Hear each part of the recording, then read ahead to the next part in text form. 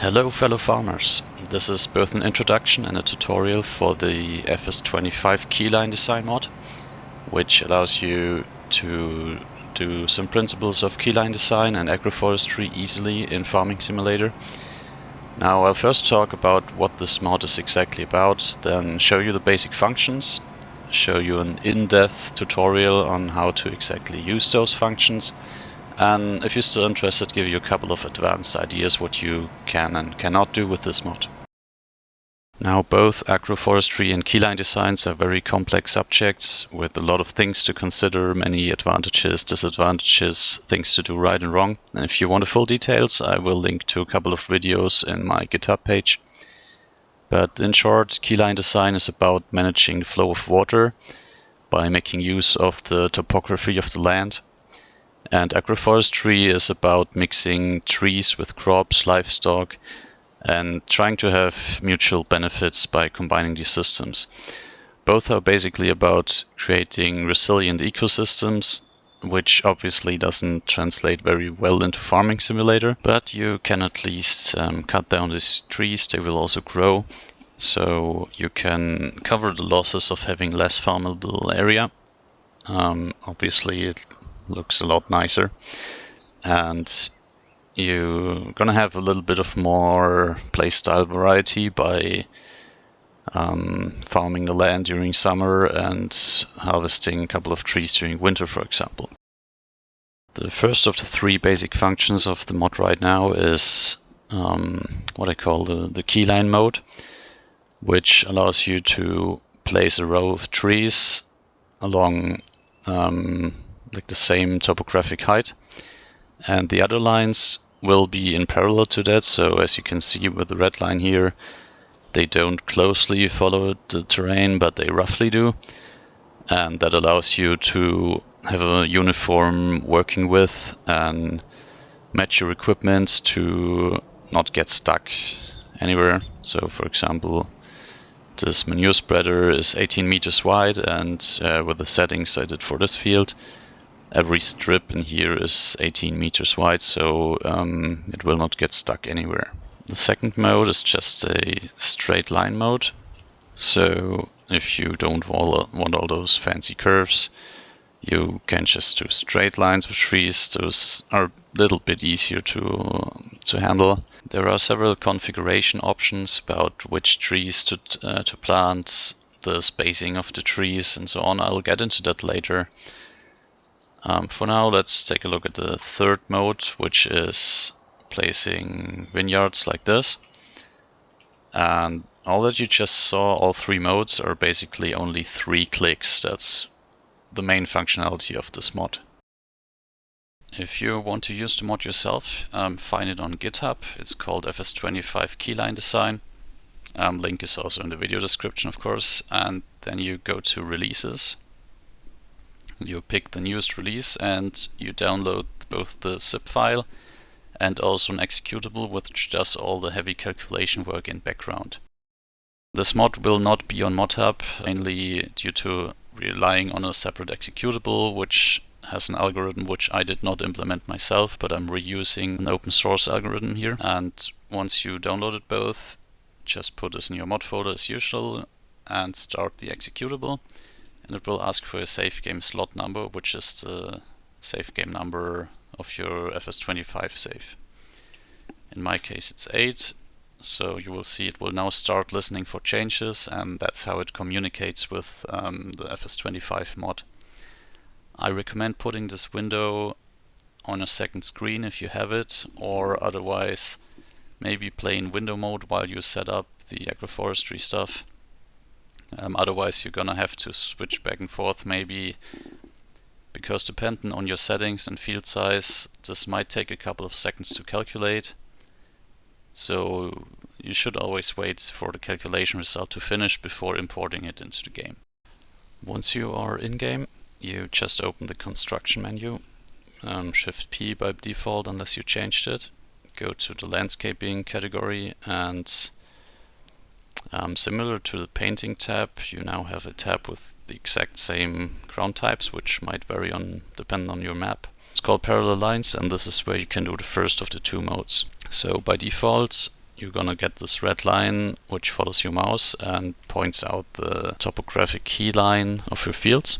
You just pick a spot where you want to have the central line and right click, and you can already see in the bottom of the screen that the executable window in background generated 13 parallel lines. So if I press B, you can also see that in the F1 menu in-game. It's the second step, import parallel lines. I will get these lines. If I left click now, it would place them in accordance with the settings. And the settings you can open by pressing F to get the customize option.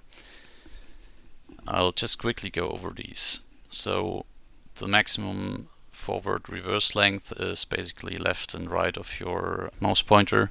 The red line you see when scrolling above, and this not only tells you the topographic lines of the adjacent field, it also might influence how shapes follow the terrain on your field. For example, if I use parallel lines for that, you can see that I get these curves up here, because they're basically a parallel line to this, which doesn't end up on the field boundary. But I had to make it that way because otherwise it would often just cut off at one side and lines would be too short. But if you don't want that behavior, you can either shift your mouse left and right or change these settings. Now the strip width is the distance between two rows of trees. If we take this with olives, for example, then this part, which I don't know, I think it's oat, is basically the strip width. The key line width is the width of the tree or grape lines, and headland is as usually just the distance around. Now let's say, for example, I had an 18 meter sprayer, so I would set strip width to 18 meters to make sure it doesn't get stuck anywhere. 6 meters is a realistic keyline width because that means there's 3 meters left and right of the tree, and usually in the first 3 meters next to a tree stuff doesn't grow too well because it would compete with the tree for nutrients. And for headland width, you would obviously go for at least 18 meters. I recommend going for 20 though, because the field border detection isn't always that good, so just include a little bit of safety buffer here is best. The number of lines left and right is just how many lines will be calculated. Note that the algorithm will first calculate all these lines and then see which ones are in the field boundary. So if you go overboard with this, you're just gonna have a lot of long calculation times for nothing. So just set this in accordance with your field. You can see with these settings, I just did and did not save because I didn't click OK. It won't be too many lines. So let's set us back to 18 meters. Okay. Generate again, wait for calculation to finish. So yeah, 20 was way too much. Could have done with 10. But as long as the performance is fine, don't worry about it. Now, grass types and tree types allow you to influence what is placed there. Basically, grass types is whatever you have here. Note that bushes don't currently work, and either way you're gonna have to experiment with what works on your map. Usually type 2 isn't too bad, which is also why that's a default setting. And then you have the tree types. The tree types as well are exactly these trees in that order. I don't have any preview or anything for it yet, but yeah, that's what you can set up here. The priority is from top to bottom, so if you place an aspen every 32 meters and then place a beech every 16 meters, that would mean that initially you get an aspen, then after 16 meters a beech, After 16 more meters you don't get a beach because Aspen has higher priority, and 32 is divisible by 16 and 32. So that's just how that works generally. You're just gonna have to play around here as well with what kind of trees you want in which distance. Currently each tree has a random growth stage, random orientation, random variation. I'll just showcase it here. Like, they could be fully grown, they could also be saplings, which is a bit hard to see, but right here this is a sapling. And yeah, that's how you, once you've got the settings how you want, you basically plant it with just 3 clicks. The second mode is the straight line mode, which you can change with M or N, doesn't matter which one, and once you do that you can also change the angle manually. And starting from there it's the same behavior, same settings, just that you don't have a topographic line as center, but rather a straight line. The third mode is hidden over here in the production menu, because that's where you've got cultivation. And whichever entries your map has here, except for rice fields, you get the same as parallel cultivation. This is pretty similar, except you don't have a mode which follows the terrain, because the game equipment doesn't really enjoy going around corners in grapes and stuff. And you also, if you need it, have 2 options for changing the angle in 10 degree steps, or just fine tune it with 1 degree if you want to.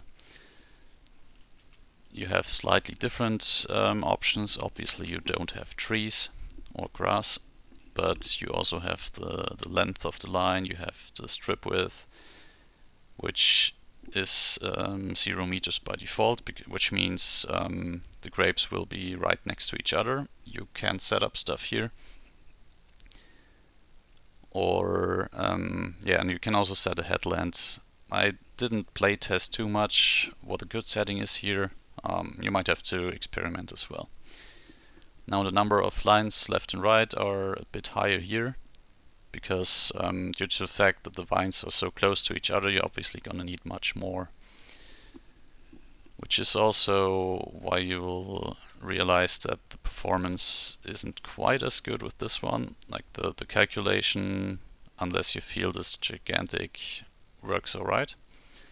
But once I place that, you can see how the game spawns all these things in. Now this was still a small field. If we try it on this one, for example, and I show my FPS, you can really see them go down. I even had cases where it was like 5 FPS only. I'm not sure if window mode helps here, maybe it's slower in full screen. Anyway, I recommend leaving this open until everything is placed, and then only close it, because this is still a beta release. So yeah, this is basically the basic functions, and if you're still interested, there's the next part where I'm going to show you what you can actually create other than just the basic stuff. For example, you could use keyline design to place a bit of water here. Now in real life you would try to trap the water with a so-called swale as high as possible in the landscape.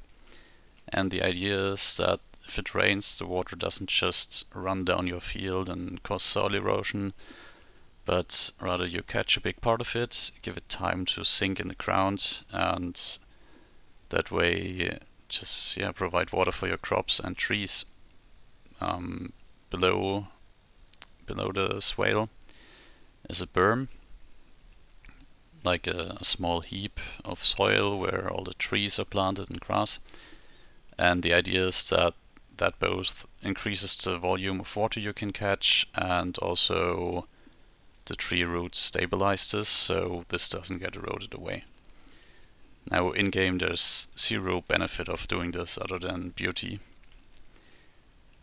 The way I placed the water was with the natural water rivers and ponds pack.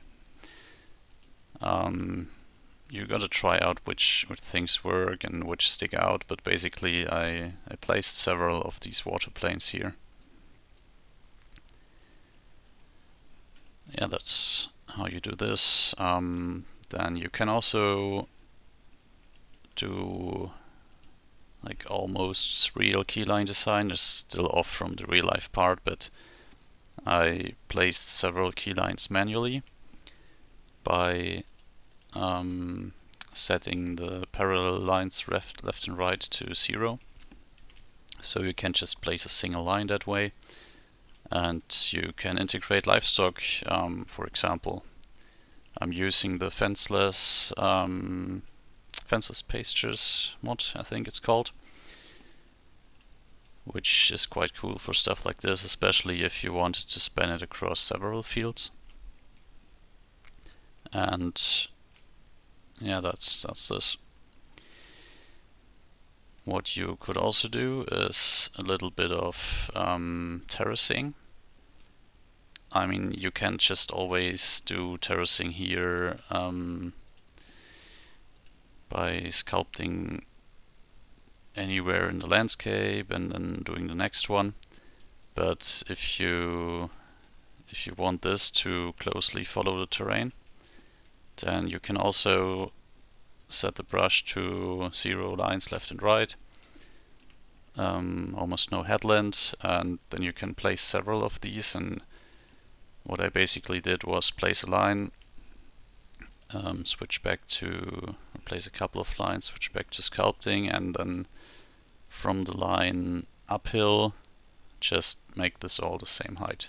You can do small steps, you can do big steps for rice fields and stuff.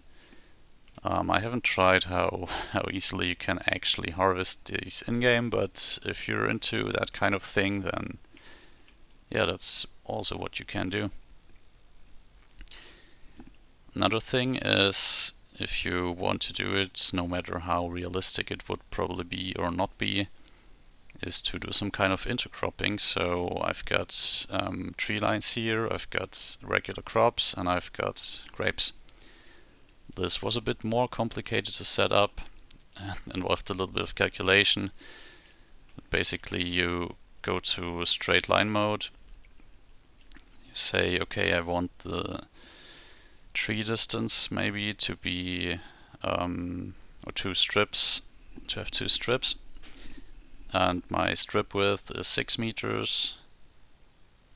Maybe I used 3 here, and sorry, the strip width is 18 meters, the keyline width is 3 or 6 meters, and so you calculate how far apart these lines are. Then you place them with nothing at all. So you can place down these lines, those don't have trees, and now you can switch to the other brushes and align them and make sure that only every second one is a grapevine, and then you do the same for trees again and say, okay, now starting from here, every second one is a tree line. That's how I created this field.